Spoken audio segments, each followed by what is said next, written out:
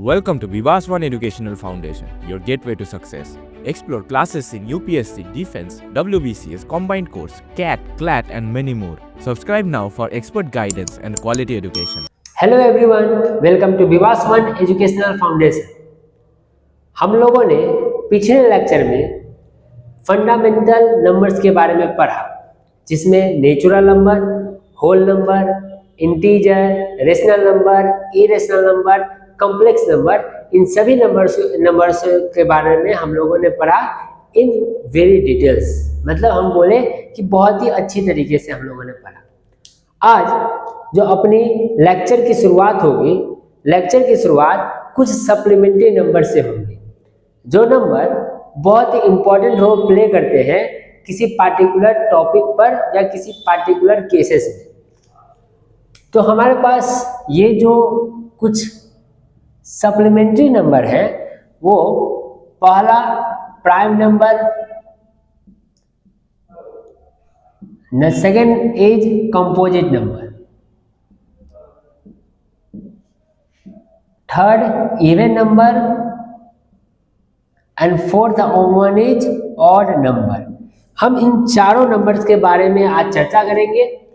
उसके बाद हम लोग अपने शॉर्ट ट्रिक के टाइप्स को स्टार्ट करेंगे, जो नंबर सिस्टम से बिलोंग्स करता है। हम लोगों ने चीज़ों को देखा है। तो पहले हम इस चारों के बारे में डिटेल्स में डिस्कस करेंगे। उसके बाद हम नंबर सिस्टम में क्या क्या पढ़ने वाले हैं उनके बारे में डिटेल्स में चर्चा करेंगे, एक एक करके। तो सबसे पहले हम लोग डिफाइन करते हैं कि व्हाट इज प्राइम नंबर। इसके लिए हमें दो बातों को अच्छे से जानना पड़ेगा, what is factor and what is multiple.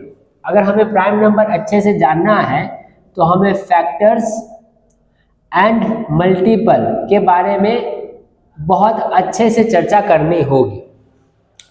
Factors उसे कहते हैं जो किसी दूसरे नंबर को कंप्लीटली डिवाइड कर दें। जैसे अगर हम 8 को 2 से डिवाइड करें तो 8 को 2 कंप्लीटली डिवाइड कर सकता है 4 टाइम्स में। तो ये हम कह सकते हैं कि जो 2 है यह 8 का फैक्टर है।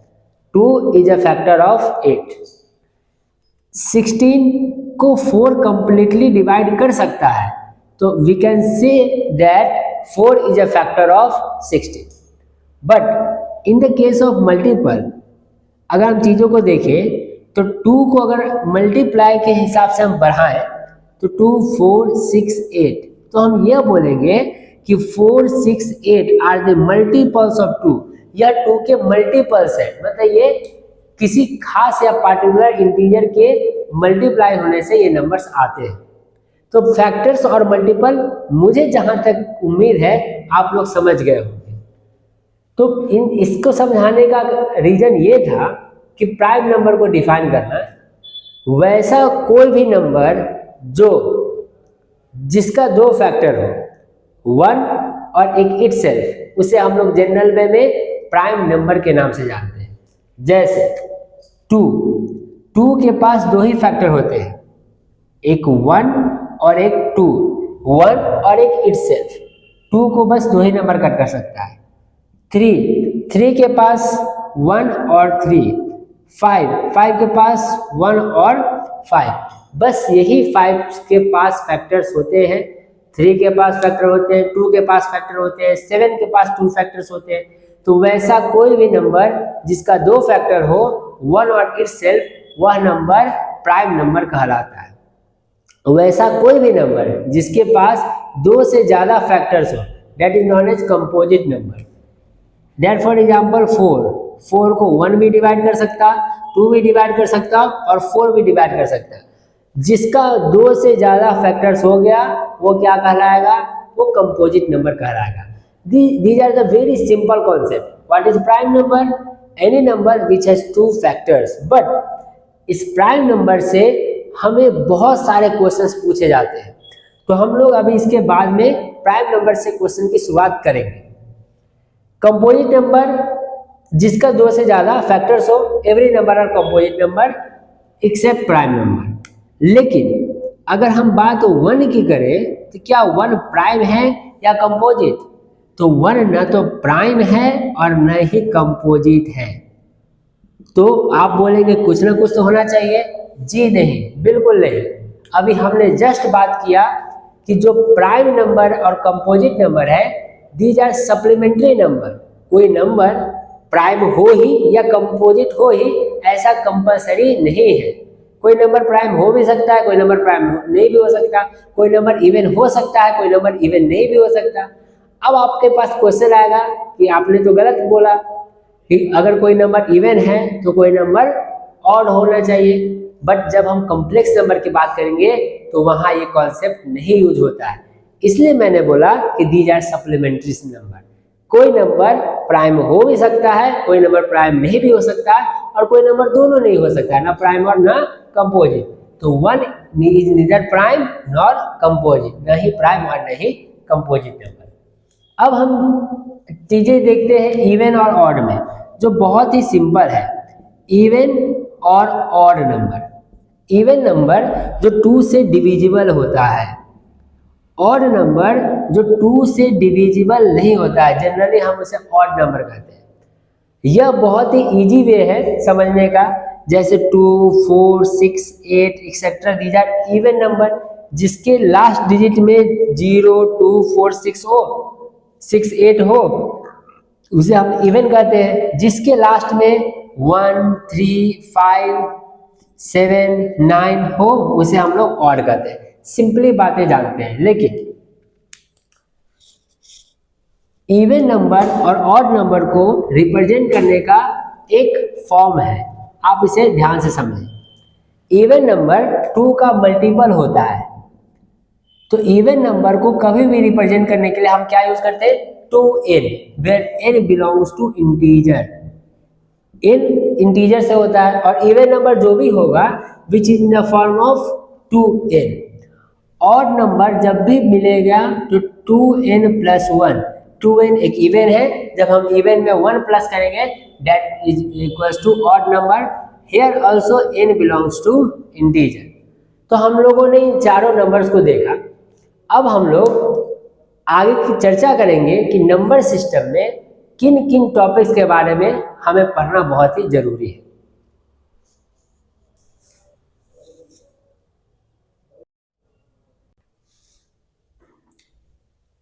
स्टूडेंट्स, हम लोग अपने नंबर सिस्टम के पूरे सीरीज में इन 7 टॉपिक पर चर्चा करने जा रहे हैं।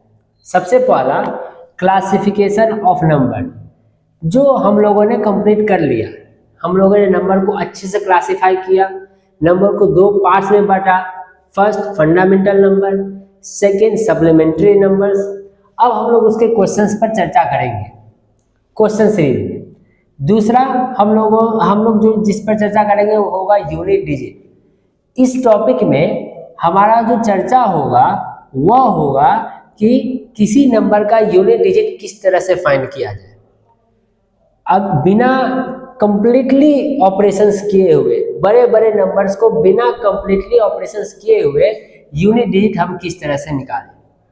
थर्ड जो अपने पास चर्चा होगी नंबर सिस्टम में वो होगी फैक्टर्स की, कि फैक्टर्स को किस तरह से निकालें, नंबर्स ऑफ फैक्टर बताएं, इवन नंबर ऑफ फैक्टर बताएं और नंबर ऑफ फैक्टर्स बताएं। हम लोग इनकी चर्चा करेंगे। चौथा जो अपने पास होगा नंबर ऑफ जीरोज, किसी 2 नंबर के मल्टीप्लाई में, किसी 2 नंबर के सम करने में, किसी 2 नंबर के माइनस करने में नंबर ऑफ जीरोज कितनी बार आता है, यह हम इस टॉपिक में चर्चा करेंगे। जो उसके बाद होगा वो होगा काउंटिंग ऑफ नंबर। इस टॉपिक में हम लोग चर्चा करेंगे कि नंबर की काउंटिंग कैसे करें। Counting means the different thing that you think that counting का मतलब 1 2 3 4 नहीं, काउंटिंग का मतलब अनदर थिंग।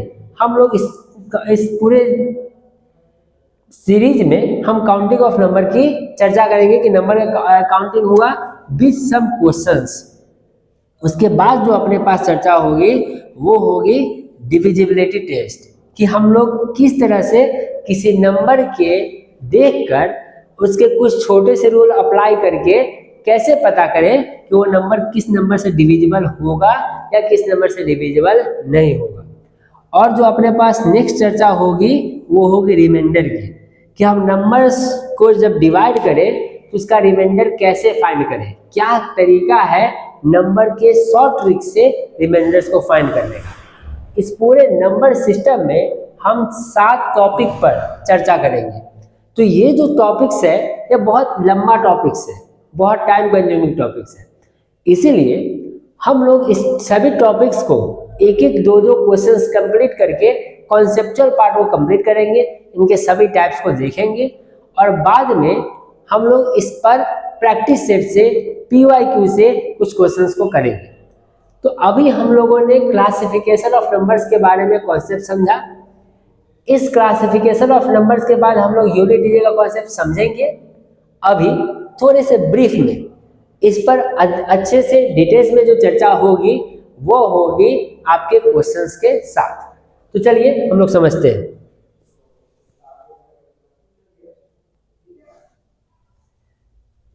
तो स्टूडेंट्स, हम लोग यूनिट डिजिट के कॉन्सेप्ट के साथ अभी चर्चा करेंगे।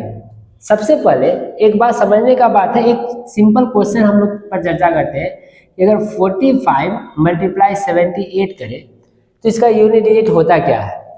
तो ठीक से हम देखें तो अगर हम 45 को में 5 यूनिट डिजिट और यहाँ 8 यूनिट डिजिट को मल्टीप्लाई करते हैं तो हम पाएंगे कि 8 5 जा 40 0, मतलब यूनिट डिजिट जो अपने पास होने जा रही है वो होने जा रही है 0। ये हम डायरेक्टली यूनिट डिजिट को मल्टीप्लाई करके देख लिए। लेकिन अगर नंबर्स बड़ा हो, ऑपरेशंस बड़ा हो, तब ऐसा मेथड डायरेक्टली मेथड एक डिफिकल्ट दिखता है। पावर में हो तो हम लोग सबसे पहले चीज़ों को देखते हैं। इस चीज़ों को देखने से पहले हम लोग पढ़ते हैं cyclicity. Cyclicity that is a very important table for unit digit, remember that. मैं ऊपर मिटा कर तब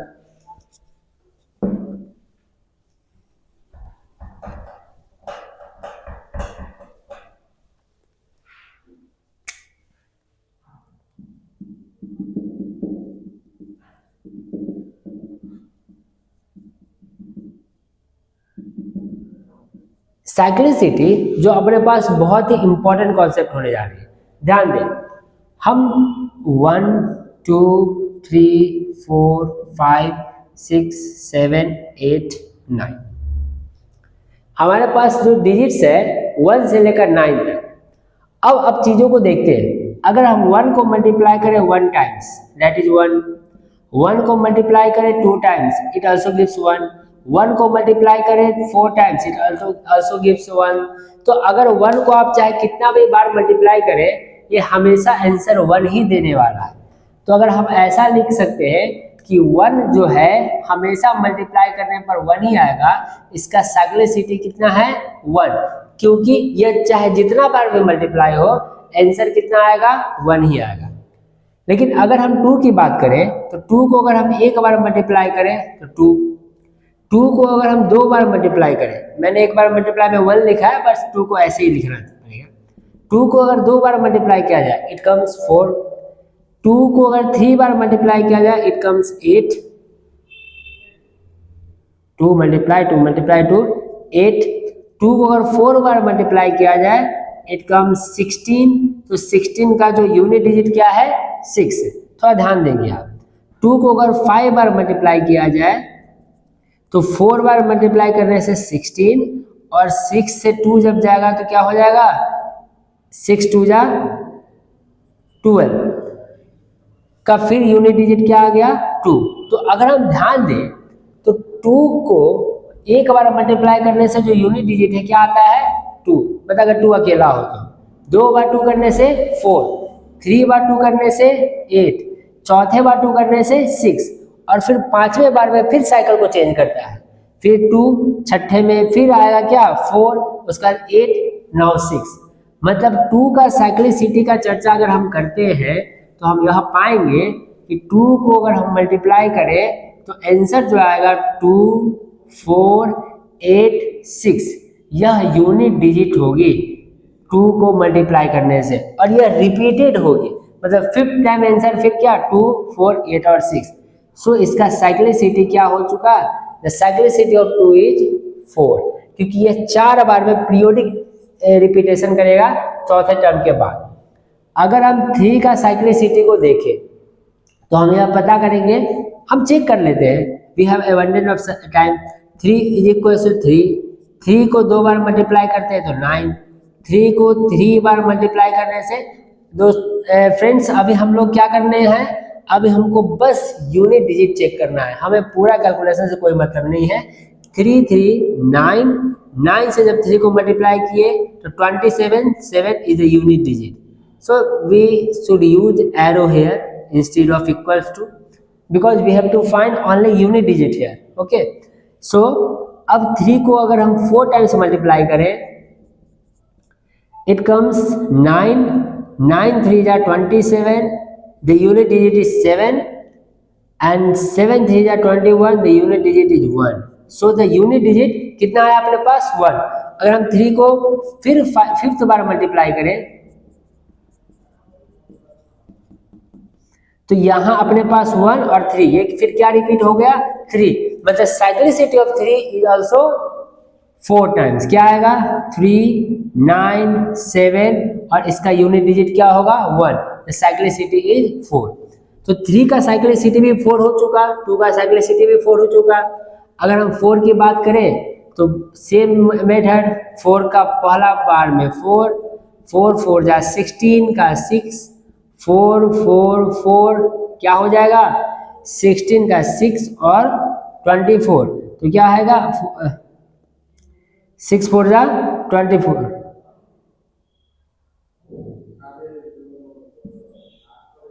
4 और फिर अगर हम 4 को मल्टीप्लाई करें 4 टाइम्स, 6 4 जा 24 4, और 4 को अगर हम फिर से मल्टीप्लाई करते हैं 6, मतलब इसका जो साइक्लिसिटी 4 का है वो कितने बार है 2 बार, 4 6 फिर 4 6 फिर 4 6, मतलब यह रिपीटेड करता है 2 टाइम्स में। आंसर इसका 4 6 होता है, इसका साइक्लिसिटी क्या हो गया 2 हो गया।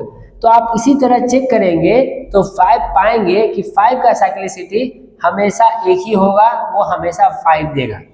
ठीक है, 5 5 5 जा 25, 5 5 जा 25 125, तो हमेशा 5 ही देगा। 6 का साइक्लिसिटी हमेशा यूनिट डिजिट 6 ही देगा, चाहे कितना भी मल्टीप्लाई करे। This is your homework, you have to check by the method, जैसे हम लोगों ने चेक किया। इसका साइक्लिसिटी 1 है। 7 का साइक्लिसिटी, 8 का साइक्लिसिटी, 9 का साइक्लिसिटी, ये आपको चेक करना है और इस टेबल में लिखना है। This is your homework. इसी के बेसिस पर हम चीजों को, क्वेश्चंस को सॉल्व करेंगे। किस तरह से, मैं एक क्वेश्चन को सॉल्व करके दिखाता हूं, आगे आप लोग प्रैक्टिस करें क्वेश्चंस को।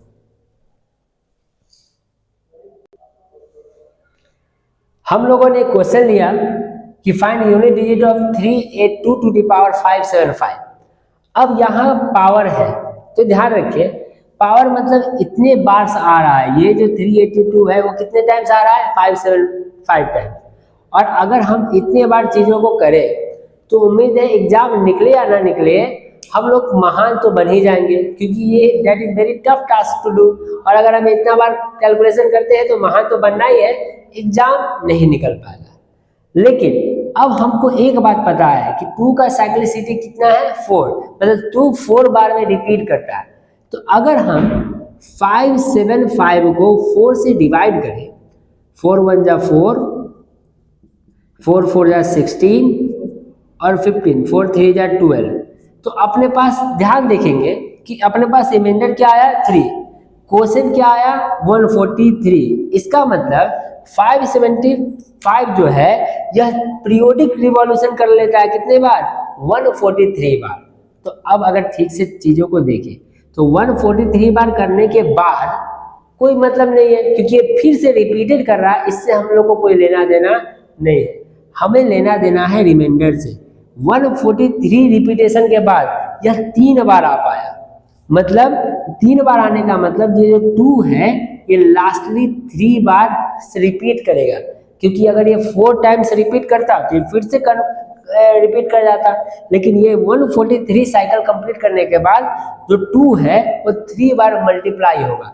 अब ये जो 2 3 बार मल्टीप्लाई होगा तो 2 × 2 × 2 हम लोगों ने देखा ये यूनिट डिजिट कितना आ जाएगा 8, या आप डायरेक्ट कर सकते हैं 2 टू दी पावर 3, तो 2 का पावर जब 1 हो, 2 का पावर 2 हो, 2 का पावर 3 हो और 2 का पावर 0, 0 का मतलब रिमाइंडर इज इक्वल टू 0। तो जब 2 का पावर 1 हो तो आंसर हमेशा 1, 2 का पावर 2 हो तो आंसर 4, 2 का पावर 3 तो 8, 2 का पावर 0 यह रिमाइंडर है, तो आंसर हमेशा क्या आएगा 16 आएगा का 6। तो अब यहाँ पर अपने पास आंसर क्या था 2 का पावर 3, तो आपने लिखा कि 8 इज द यूनिट डिजिट है। यहाँ जो है 8 अपने पास क्या हो गया यूनिट डिजिट हो गया। अब आप इस तरीका से भी कर सकते हैं, अगर आप किसी बाई चांस ये तरीका को भूल गए, अगले स्टेप को भूल गए, तो आप मल्टीप्लाई कर सकते हैं, क्योंकि बहुत बड़ा बात नहीं है 1 बार 2 बार 3 बार 4 टाइम्स मल्टीप्लाई करना, that is not a big deal है। The big deal is to multiply with 575। But हम लोगों ने इस चीजों को इस तरह से रिजॉल्व किया कि अब हमें जो आंसर था वो 2 टू द पावर 3 में ही पता करना था। इस तरह के और भी क्वेश्चंस हम लोग questions previous year question series में करेंगे। अभी इस सीरीज के अंदर में हम लोग ज़्यादातर कॉन्सेप्चुअल पार्ट पर कर रहे हैं। तो हम लोगों ने यह देखा कि किसी भी एक नंबर सिस्टम को पढ़ने में किन किन टॉपिक्स को पढ़ना पड़ता है। क्लासिफिकेशन ऑफ नंबर्स हम लोगों ने किया, नंबर्स के बारे में हम लोगों ने समझा, सारे टॉपिक्स के बारे में हल्का हल्का ब्रीफली समझा। अब जब हम क्वेश्चन सीरीज तैयार करेंगे, उस क्वेश्चन सीरीज के अंदर में हर एक चैप्टर से मीन्स हर एक टॉपिक से क्वेश्चन को बढ़ाएंगे, लेवल बाय लेवल को करेंगे, और PYQ जिसमें क्या होगा अटैच होगा। हम लोग PYQ का सीरीज के साथ ही बात करेंगे। तो आप इस वीडियो से बहुत कुछ सीख पाएंगे, और आप अगर इस वीडियो को फॉलो करें तो अपने आने वाले सीरीज में जो एक क्वेश्चंस बैंक टाइप के सीरीज आएंगे, ठीक है, इसमें आप बहुत सारे क्वेश्चंस को भी देखेंगे जो आपको directly as well as indirectly आपको क्या करेंगे मदद करेंगे। तो आज के लिए इतना ही, धन्यवाद। Thank you for learning with Vivas One Educational Foundation. For contents like this, follow us on Facebook and Instagram today.